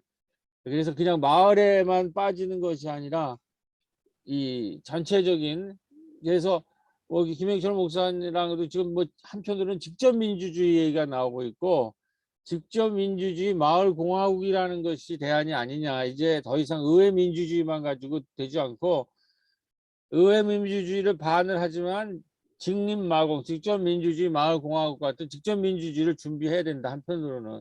그래서 섞여 나가야 된다. 뭐 스위스처럼. 그리고 그 직접 민주주의 마을 공화국의 출발은 마을 대학으로 해야 된다. 이제 이 쌍방향 시대에, 온라인 플랫폼 시대에 우리 마을도 마을 자체를 일종의 마을 대학으로 만들어서 마을에 있는 사람들이 교육, 문화, 학습, 뭐 사회적 기업 이 전체를 이제 마을 대학으로 묶어서 마을 시민 대학들, 시민의 이 깨어난 시민들 만들고 그걸 대학을 해서 일종의 거기에 대항할 수 있는, 이러한 지배 플랫폼에 대항할 수 있는 직접 민주주의 마을공화국, 마을 대학과 같은 이런 플랫폼 마을, 직접 민주주의 마을 공화국, 그리고 교회에서는 마을 플랫폼 교회, 이런 것들이 필요하지 않는가 할 때 이런 에큐메니칼이, 그래서 저는 그 옛날에 논문을 쓸 때 생명왕 목회나 그 에큐메니칼, 그 바닥에서의 에큐메니칼 운동, 마을 단위에 이제 이 얘기를 로컬 에큐메니즘에 대해서 로컬 에큐메니즘과 생명왕 목회라는 그 제목으로 논문을 쓴 기억이 있는데, 하여튼 이러한 것들이 이제는 좀 더 분명하게 이제 이 실천을 해야 되지 않겠는가. 아크라 선언문을 좀 더 한 번 더 읽어보면서 그런 생각을 해봤습니다. 네, 감사합니다. 그 다음에 이제 다른 분들 좀 말씀해 주세요. 질문이나 또 본인의 생각을. 네, 이호재 목사님. 네, 안녕하세요. 저는 이효재 목사라고 하고요. 저희 전공은 일터 신학입니다. 오늘 총장님께서 하신 말씀이 결국은 신학적으로 우리가 어떻게 성찰하고 우리가 어떻게 실천할 것인가, 그게 가장 중요한 부분인데, 우크라이나가 지금 전세가 일방적으로 러시아의 3일 만에 함락될 거라는 그 전망을 벗어나서 지금 한 달 가까이 오히려 이제 전세가 역전되는 이 상황인데, 아까 이제 총장님께서 하신 말씀 중에 굉장히 제가 많이 가슴에 와닿는 게, 결국 이제 보편적 가치의 승리다. 이제 아무리 엠파이어의 충돌에서 힘이 없는 우크라이나가 게임의 부품으로서 이용돼서 소멸될 위기가 있었지만, 전 세계인들이 어떤 보편적 가치에 근거해서 지원하고 지지하기 때문에 우크라이나가 러시아를 저항할 수 있는 힘이었다라고 분석을 해주셨는데, 그 부분에 저는 정확하게 정말 우리가 신학적으로 성찰해야 될 부분이라고 생각하고요. 지금 한국도 지금 위태위태 하잖아요. 이제 윤석열 체제 들어와가지고 자발적으로 이제 엠파이어의 충돌에 부품이 되기로 작정한 그런 부분들이 있지 않습니까? 그 문제는 이제 우리가 어떻게 이런 세계적인 이 제국주의의 갈등 속에서 살아남을 수 있는가, 또는 헤쳐나갈 수 있는가, 또 우리를 지켜낼 수 있는가. 결국은 그거는 총장님께서 말씀하신 하나님 나라의 가치인 보편적인 가치, 공정과 정의, 사랑과 평화, 사람과 생명, 이런 보편적인 가치들이 결국은 우리를 지켜줄 수 있는 가장 큰 파워다라는 것이 오늘 총장님의 말씀을 통해서 잘 전달이 됐습니다. 근데 문제는 이 보편적인 가치를 사람들이 잘 쉽게 잊어버린다는 거죠. 일상 속에서. 그러니까 5년 전에 촛불 혁명이 일어났는데 그 중에 이제 문재인을 지지했던 사람들이 25%가 이제 떠났다는 거 아닙니까? 근데 그 왜 떠났을까를 이제 고민을 해봤는데 저는 그게 이제 촛불 정신은 그야말로 보편적인 가치를 추구한 사회 혁명이었는데 그 사이 5년 동안에 어떤 그 보편적인 가치가 그 부동산이라든지 주식이라든지 힘이라든지 이런 그 텐저블하는 어떤 것들에 그 침식이 당해가지고 보편적 가치를 한국 사회가 많이 잃어버렸다. 정치를 잘못했다는 것도 있겠지만은 더 중요한 거는 5년 동안에 보편적 가치가 굉장히 많이 퇴색했고 그래서 부동산 문제가 그 이번 선거의 가장 큰 핵심 이슈가 될 수밖에 없는 길을 열어주었다. 그거는 정부도 잘못했고요.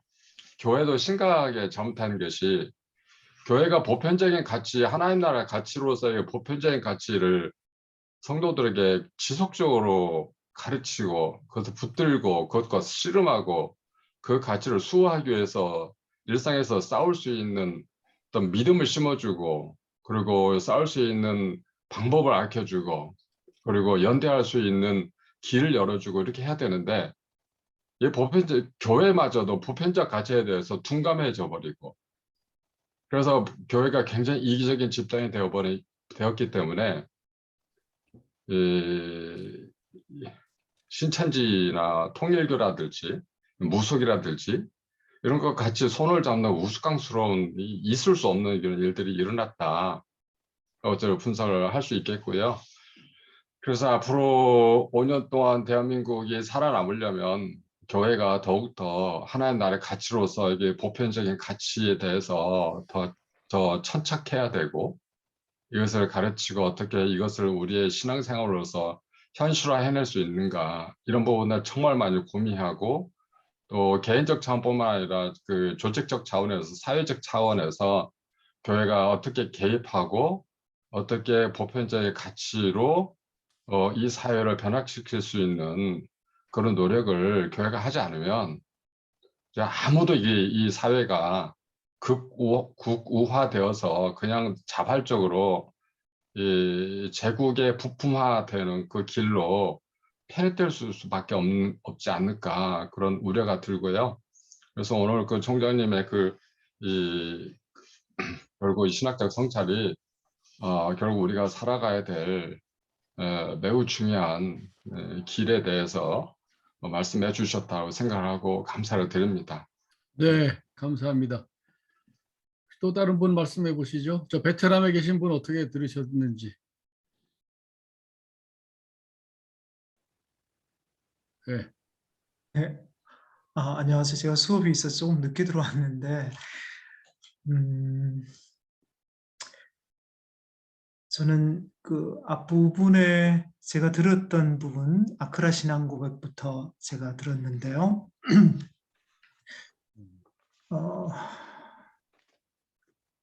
그 부분, 그러니까 앞부분에 이런 부분들이 굉장히 이해를 많이 주셔서 참 감사드려요. 현재 어떻게 단체들이 아니 하나님 앞에서 어떻게 반응하고 있는지 그런 것이 참 여러 가지로 생각이 좀 되어지더라고요. 특히 그 러시아 정교회 그 키릴의 응답 같은 경우에 우리나라 일제시대 때의 그런 부분들과도 제가 오버랩이 되면서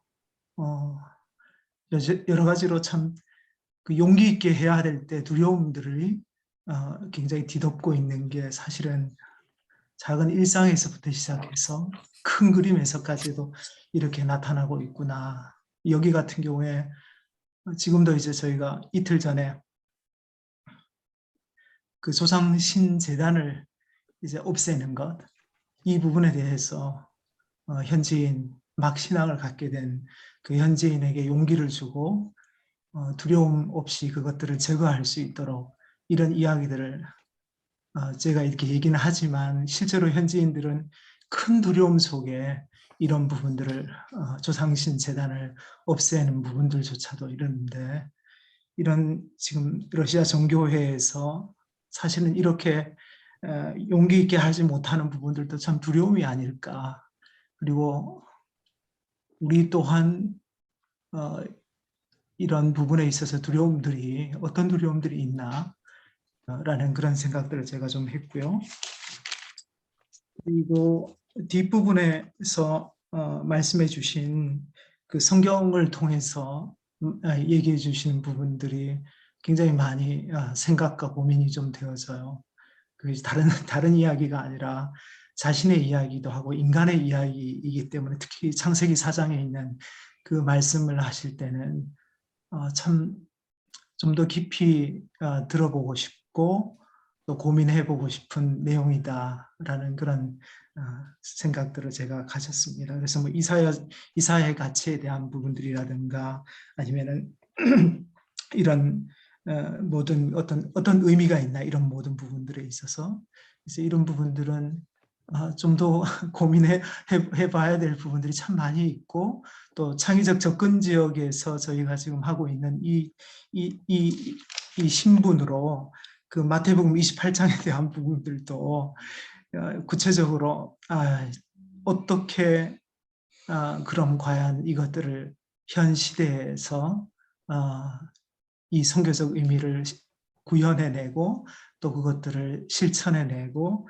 또 나중에는 이 마지막 신학적인 어떤 공정과 또 정의 또는 사랑과 평화 이런 부분들을 어떻게 이런 것들을 구현해낼까 하는 그런 고민들을 잔뜩 지금 안고 듣고 있었습니다. 네, 참 감사드립니다. 감사합니다. 또 다른 분 말씀해 보시죠. 조은하 교수님 어떠세요? 문찬이나.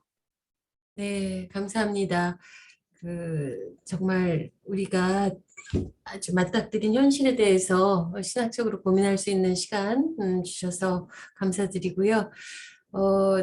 제가 들으면서 고민하는 문제는 여전히 우리가 맞닥뜨리고 있는 현실은 그 우크라이나가 러시아와 미국의 갈등 속에서 부품의 그러한 역할을 하는 것처럼 우리는 또 이러한 국제 정세 속에서 미국과 중국 사이에서 또 일본 사이에서 여전히 그러한 지정학적 위치나 경제사회적인 정치적인 그러한 그 위치에 있음에도 불구하고 그러한 부분에 대한 고민들이 좀 우리 대중 속에 그리고 현실 속에 너무 피상적으로 있는 것은 아닌가 하는 고민이 들었어요. 특별히 사실 우크라이나 전쟁의 종식과 평화를 위해서 우리가 기도하지만 그러나 이러한 그 우크라이나 전쟁이 일어나게 된 어떤 배경에서의 이러한 그 탐욕과 그리고 이 보편적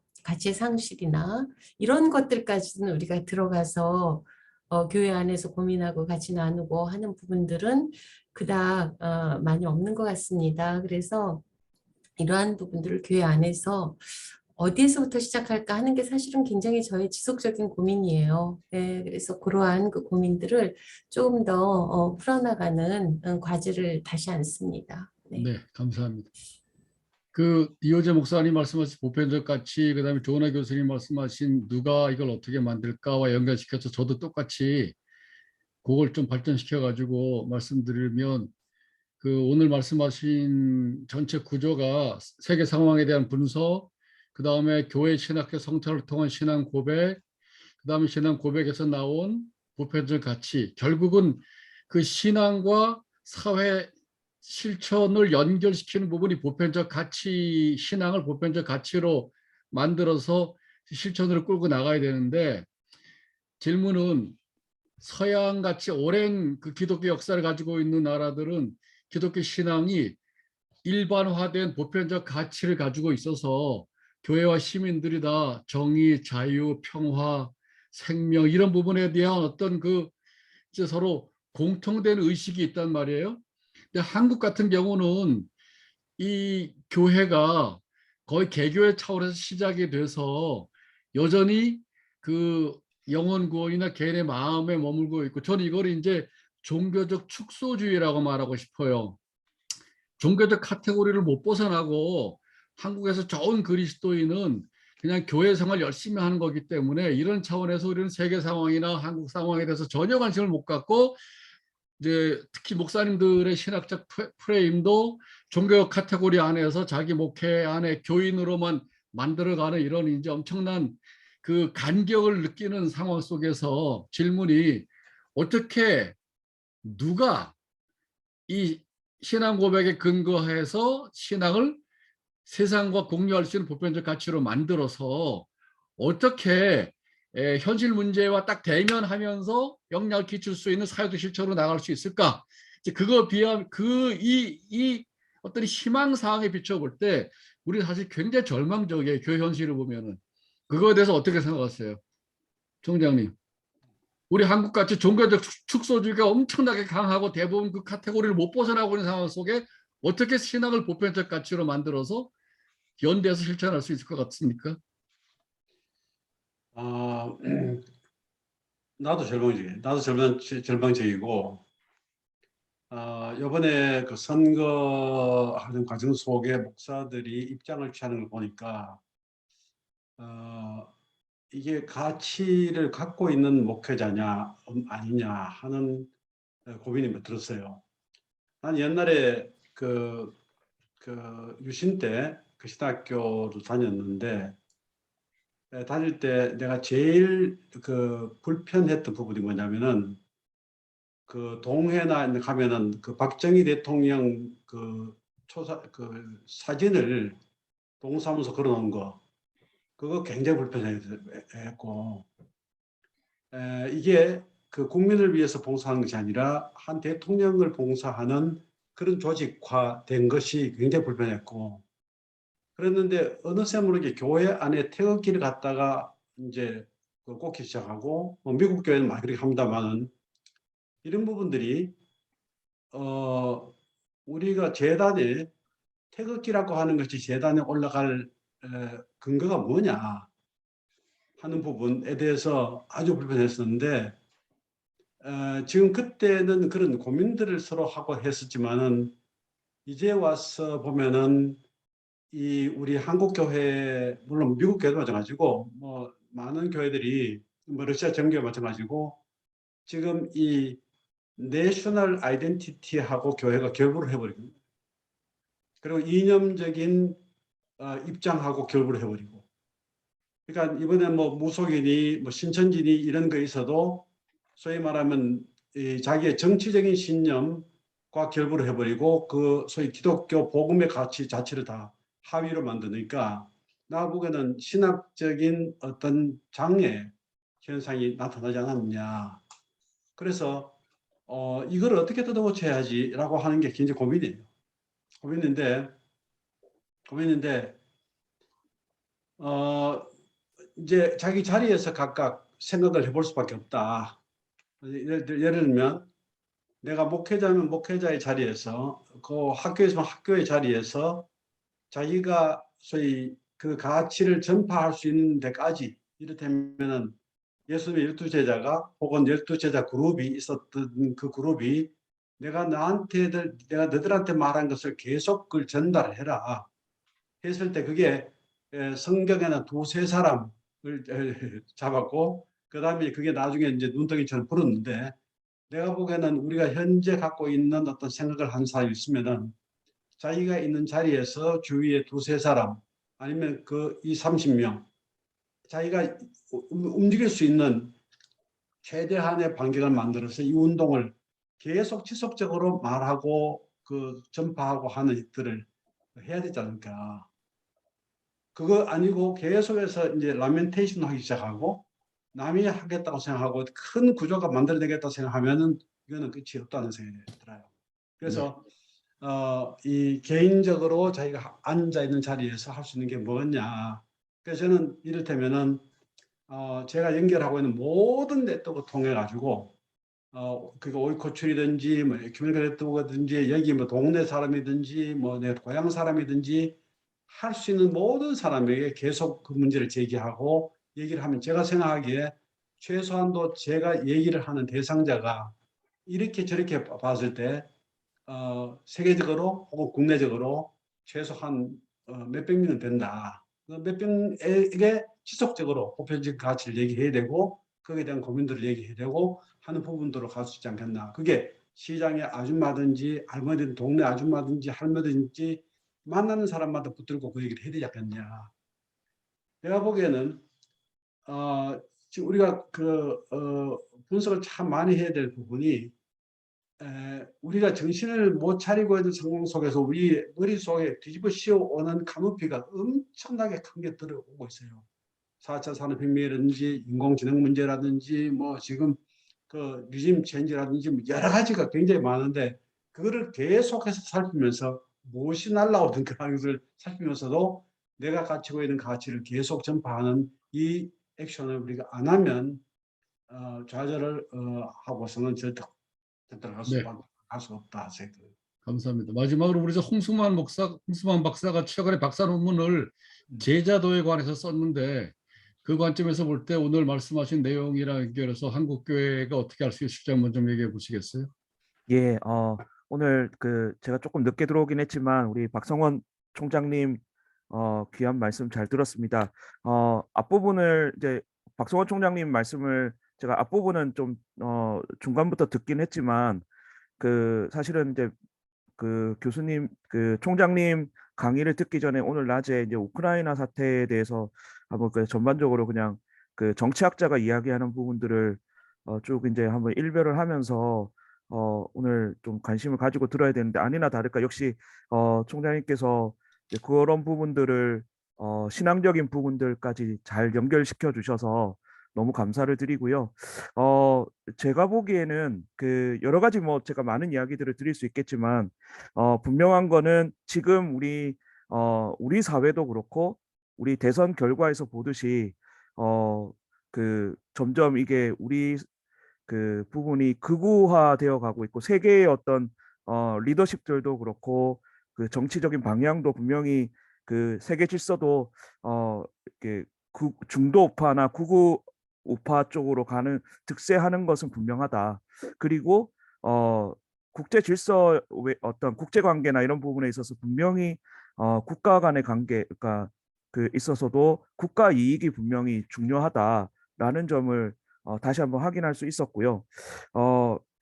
특별히 저도 아까 어느 분이 잘 말씀해 주셨는데 저도 러시아의 일방적인 승리를 예상을 했지만 그럼에도 불구하고 우크라이나 민중들이 끊임없이 저항하는 그런 부분들이 나타나고 그래서 그 속에서 보편적인 가치를 강조를 이제 해주셨는데 저도 그 부분에 주목을 했던 것 같습니다. 그래서 우리나라 지금의 현재 대선 상황에서 지금 이제 정권을 잡게 된 세력들이 0.73% 차이로 근소하게 이기게 됐는데 그럼에도 불구하고 지금 취하고 있는 스탠스 자체가 굉장히 어떻게 보면 기득권 세력이라고 하는 어떤 카르텔이라고 하는 그런 부분들에 조금 치우쳐 있는 것이 아니나. 근데 저는 이제 러시아도 사실은 푸틴도 이런 카르텔 세력하고 분명히 결탁이 돼 있고 이제 그런 차원에서 이제 지금 나름대로 세계 질서를 자기 나름대로 끌어가려고 하는데 그거에 대한 지금 저항이 만만치 않다는 거죠.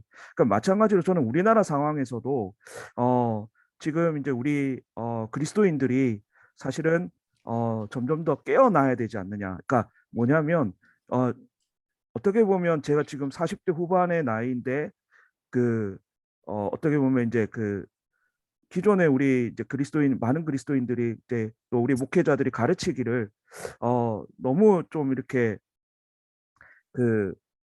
하나님 나라의 가치와 그리고 세상의 어떤 물질이나 어떤 그런 부나 이런 것들에 대한 가치를 동등하게 놓고 오히려 복음의 가치를 떨어뜨리는 어떤 그런 쪽으로 강조를 해오지 않았나라는 반성을 이제 제 스스로도 해보고 그렇기 때문에 결국은 우리 목회자들도 그렇고 이렇게 오늘 귀한 강의를 통해서 제가 다시 한번 느끼게 되는 건 뭐냐면 교회 현장에서 정말 가르쳐야 되는 부분이 복음에 대한 가치에 대한 부분들을 분명히 가르치고 또 그럼에도 불구하고 우리가 목소리를 내야 할 때는 분명히 저항의 어떤 목소리를 내야 되지 않느냐. 그러니까 촛불의 어떤 그런 보편적인 가치를 강조했던 그 가치를 우리가 다시 한번 목소리를 내야 할 때 내야 되지 않겠나. 이제 그렇게 되는 것이 저는 변혁적 제자도의 그 한 모습이라고 저는 생각을 했어요. 그러니까 저도 이제 요즘 돌아가는 상황들을 보면서 뭐 다양한 뭐 정보들도 취하고 또 그렇게 보고 있지만 그럼에도 불구하고 오늘 총장님께서 잘 이제 정리를 해주셔서 저한테 도움이 많이 됐고 정리할 수 있는 그런 시간이 됐던 것 같습니다. 그래서 어떻게 보면 그 자칫하면 그 정말 러시아 정교의 키릴 대주교 같은 그 푸틴을 옹호하는 듯한 그 민중을 정말 정말 옹호하는 것이 아니라 특정 정치 지도자를 옹호하는 식의 그러한 스탠스를 취할 위험이 있지 않겠나라는 어떤 그런 것들을 늘 각성을 하고 그렇게 가야 되지 않을까 저는 그렇게 생각해서 다시 한번 보편에 대한 부분, 보편적 가치 그리고 공의와 정의에 대한 부분들이 어떻게 보면 우리 개인의 어떤 그리스도인으로서 개인의 어떤 모습뿐만 아니라 우리 교회 공동체에서도 이런 부분들이 지속적으로 예언자적 목소리가 계속해서 선포돼야 되지 않겠나. 힘들지만 정말 용기를 내서 예언자적인 그런 어떤 선포라든가 목소리 그런 것들이 돼야 되고 그 다음에 교회 현장에서 끊임없이 공론장의 어떤 그 설교에서는 그렇게 할 수가 없겠지만 그 외에 어떤 여러 가지 다양한 루트를 통해서 이런 다양한 그 공론장들이 펼쳐져야 되는 그래서 시민직을 강조하는 어떤 그런 형태로 우리가 나아가야 되지 않겠나라는 생각을 다시 한번 해보게 됐습니다. 네, 감사합니다. 네. 시간이 많이 가서 이제 모두가 다 참석하지 못해서 죄송하고 이제 마무리해야 되겠는데 총장님 마무리 정리를 좀 해주시고 그때 마치도록 할게요. 네. 뭐 우리 제 생각에는 지속적으로 우리가 좀 이런 얘기들을 서로 나누면서 같이 공유를 해나가고 그것도 전파해 나갈 수 있는 어떤 서디의 카르텔을 만드는 게 중요하다고 생각이 되고 근데 제가 하나 마무리 많은 얘기를 할 수 있겠지만 하나 마무리하고 싶은 얘기는 미국이 조지 캐넌이라고 하는 사람이 이제 소위 동서냉전 구도를 만든 사람인데 그 사람이 미 국무부에서 그 타스크를 받아가지고 미국이 2차 대전 이후에 무엇을 추구하면서 무엇을 염려하면서 가야 되겠나 하는 궁극적인 목표를 설정을 해라 라고 하는 그걸 받고 이 사람이 이제 팀들하고 같이 만들어서 낸 미국의 궁극적인 목적에 대한 프레임이 이렇게 나왔어요. 미국은 세계의 시장에 영향력을 지속적으로 끼치고 그걸 확장해 나간다. 근데 무엇을 통해서? 군사를 통해서. 그래서 군대 주둔 통해서 하겠다. 이렇게 하는 것을 그때 조지 캐넌이 만들고 그거를 기준으로 해서 저희 동서 그룹이 이제 프레임 만들어졌는데 그 조지 캐넌의 미국의 어떤 궁극적인 목표에 대해서 한 번도 바뀐 적이 없어요. 근데 그 이후에 나온 얘기가 세 가지 단어로 집약이 되는데 영어로 말씀드리면 죄송하지만 prepare, respond.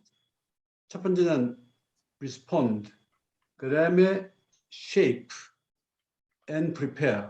이 세 단어로 집약을 할 수 있는데 제일 첫 번째 나오는 뭐냐면 어떤 상황이든지 상황이 오면 미국이 그 궁극적인 목적을 달성하기 위해서 반응을 해라. 그게 군사적 반응이든 기술적 반응이든 문화적 반응이든 정치적 반응이든 어떤 거든지 대응을 한다.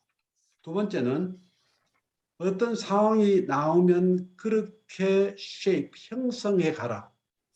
그건 심지어 예상하지 못한 상황이 나더라도 어떤 기회든지 나오면 미국의 국익의 궁극적 목적에 맞도록 쉐입해 나간다. 그걸 다듬어 간다는 거예요. 세 번째는 전혀 상황이 없을 때는 그렇게 갈 수 있도록 하는 것을 준비한다. 그렇게 만들어 간다는 거예요. 그런데 이 세 가지, 그러니까 그 조지 캐논이 만들었던 프레임하고 그 다음에 실천적인 과제 속에서 계속 지속적으로 가는 전략하고 이게 다 짜져 있는데 한 가지 미국이 늘 염두에 두는 게 뭐냐 하면은 피플들의 움직임이 어떻게 돌아가느냐 이거를 보고 결정하는 겁니다. 아주 구체적인 예로 한국의 김대중, 김영삼, 전두환, 노태우 네 사람이 이제 대통령에 출마를 할 수 있다. 이렇게 나왔을 때 6월 항쟁 이후에 그때 그 미국 국무장관이 필리핀에 와 있었는데 가서 계속해서 미국의 생각이 뭐냐. 근데 과거에는 쉽게 리짐 체인지를 하고 친미 정권을 만들고 친중 정권을 만들고 할 수 있는 여러 가지 가능성이 참 많이 있었는데 그때는 워낙 6월 항쟁이 세니까 이걸 예상을 못하는 거예요. 그때 이제 미국 국무장관이 한 얘기가 피플들에 대해서 예의주시하고 있다. 예의주시하고 있다. 이 얘기는 결국은 피플들이 어떻게 움직이느냐에 따라서 그 상황에 대해서 미국이 응답을 할 뿐이지 자기들 마음대로 만들어서 뭐 다른 유지임이라든가 군사라든가 그거 다 가능하지만 사람들은 자기들 마음대로 못한다는 거예요. 그래서 저는 어떻게 보냐면은 이번에 그 K 트럼프하고 그 브라질 대통령 합성 인물이 나왔지만은 제가 내 마음에 정한 게 뭐냐면은 이 사람은 절대로 대한민국 국민을 이길 수 없다. 아무리 검찰이든 아무리 무슨 뭐 무속이든 아무리 카르텔이든지 어떤 걸 동원하더라도 우리 국민을 이길 수 없다. 최후에는 우리 국민이 다시 뒤집을 것이고 다시 교정할 것이고 다시 만들 것인데 그것에 대한 믿음은 뭐냐면은 우리 피플들에 대한 신뢰를 저는 갖고 있습니다. 그게 보편적 가치를 우리가 가질 수 있던 하나의 어떤 근거가 될 수 있는 거예요. 그 다음에 우크라이나 사태도 지금 아무도 그렇게 예상하지 못했지만 우크라이나 소위 국민들이 앞으로 싸워야 할 일이 한두 가지 아닙니다. 이게 러시아하고도 싸워야 되고 나토하고도 싸워야 되고 자기들 내부의 친소 지도자, 친미 지도자하고 다 싸워야 돼요. 굉장히 희생이 많을 겁니다. 그러나 만약 이번에 경험을 한 걸 통해서 우크라이나 국민들이 앞으로 자기들이 걸어가야 할 길을 아주 선명하게 설정하고 외부의 세력과 함께 그 가치를 공유하면 훨씬 더 강대국이 될 수 있는 그런 가능성이 있을 거예요. 그래서 저는 마지막으로 하고 싶은 얘기가 뭐냐면은 우리가 성령의 역사도 분명히 피플들 안에는 존재한다고 생각합니다. 그게 우리 이원도 목사님 얘기한 대로 마을공화국을 만들겠다. 그걸 하자 한 이유가 내가 혼자 생각은 안 될 것 같지만 피플들의 마음속에 뭔가 있을 거니까 가능합니다. 우리 교회는 그 피플들을 갖고 있기 때문에 내가 보기에 보편적 가치를 가지고 그 기도를 하고 거기에 대한 어떤 마음을 전하고 거기에 대한 뜻을 전하고 이것을 꾸준히 해 나갔을 때 우리가 생각하는 것보다는 훨씬 더 넓은 피플들의 어떤 생각들이 정의롭게 생산될 것이고 그렇게 가기 위해서 피플들이 보편적 가치를 갖기 위해서 우리가 해야 할 아주 중요한 부분은 끊임없이 경제적이든 사회적이든 정치적이든 문화적이든 끊임없이 정의를 구축하기 위한 요번에 부동산 사태도 사실은 공정하지 않기 때문에 문제된 거 아니에요.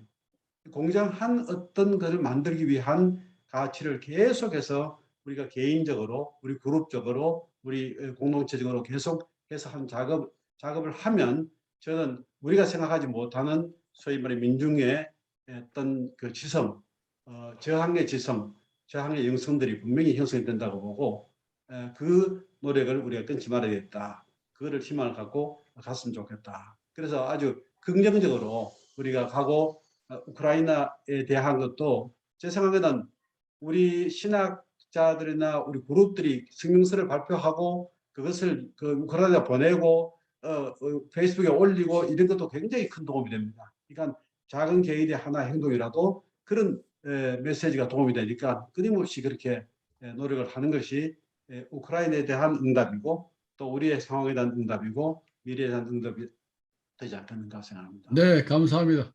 마지막에 희망의 메시지를 전달해 주셔서 조금 힘이 나고요. 이제 공식적인 모임을 마치려고 하는데 좀 미진해서 좀 더 얘기하겠다라고 하시는 분이 좀 남아가지고 얘기를 좀 10시까지 좀 할 수도 있을 것 같습니다. 우리 김도열 교수님께서 우리 전체적 마무리 기도를 좀 해주시겠어요? 시작할 때 기도했는데 그래요. 하여튼 그 제가 1분만 그 네. 소감을 말씀을 드리고 싶은데요. 이 전체 그림을 이렇게 그려주셔서 우리 총장님께 너무 감사드리고요. 거대 담론에 너무 소홀했던 전체를 보는 시각을 공부를 많이 안 했던 우리 한국 기독교가 지금 앞으로 치러낼 대가가 너무 크다는 생각을 하고요. 거기에 신학교도 절대 이렇게 면죄부를 받을 수 없는 너무나 엄청난 좀 대가를 앞으로 치르게 될 것이다. 그런 그 아픔이 있고요. 거기에 이제 또 미시 담론을 또 이제 구체적인 또 얘기들을 좀 이렇게 해주셨는데, 그 둘 사이를 이렇게 정말 잘 메꿔주는, 아까 우리 홍승만 박사가 얘기하신 그런 제자직과 시민직의 어떤 통합이랄지 또는 부족한 점들을 밸런스를 맞춰주는 그런 신학적인 노력, 또 이런 삶 속에서 저는 너무 이기주의가 팽배해가지고 국가적 이기주의도 그렇고 개인적인 이기주의도 그렇고 오늘 말씀을 또 토론을 이렇게 보면서 굉장히 부끄러움을 많이 느꼈고요. 너무 용기가 없는 그런 모습 같은 것이 다시 드러나게 되니까 참 이렇게 인생을 살아도 되겠나 하는 그런 크리스찬으로서 왜 이렇게 증언적인 삶이 중요하고 예언자적인 그런 교회의 어떤 역할이 중요한지, 또 우리 자신이 또 교회이기 때문에 그 역할을 또 못한 거에 대한, 또 게을리한 거에 대한 그 부끄러움이 많이 일었던 그런 오늘 토론이 아니었나 그런 생각을 해보고요. 저는 또 특별히 이렇게 최근에 북한에서 나오셔서 목회도 하시고 또 여기서 학문 활동을 하시는 우리 선생님들 또 목사님들의 견해도 훗날 좀 듣고 싶고요. 저희는 이제 가족 자체가 아버님 쪽으로는 그 수백 명이 아직도 그 평안북도 의주에 살고 있거든요. 완전히 그 탈북자고 인민군으로 아버지가 끌려 내려왔기 때문에 이게 굉장히 심각한 문제인데 그냥 한국과 대한민국과 북한만의 문제가 아니고 전체 이런 그림을 다 다시금 이렇게 확인하고 나니까 이거 보통 문제가 아니라는 생각을 더 하게 되고요. 오늘 토론을 하고 나서 설교하기가 더 어려워졌습니다. 그 고민이 너무나 많아졌고요. 충분히 또 고민을 해야 한 상태에서 성경을 더 이렇게 다각적으로 보면서 그렇게 생각해야 된다는 그런 생각을 하면서 너무 감사드리고요. 정말 하나님 앞에서 이거 제대로 신앙생활 한 건가 하는 그런 그 성찰이 막 일어나는, 또 너무 부끄러운 그런 오늘 저녁이었어요. 제가 하루 종일 오늘 사경에 참석하고 그러느라고 그냥 몸이 너무 피곤해가지고 좀 화면을 끄고 들어서 좀 죄송한 마음이 많이 있습니다. 네, 감사합니다. 그 기도 아까 하신 거 제가 또 하라 그래서 우리 권정자 목사님이 마무리 예, 예. 기도를 해주시면 고맙겠어요. 예, 그게 좋겠습니다. 네네, 권 목사님 기도해 주시고 일단 공식적인 모임을 마치겠습니다.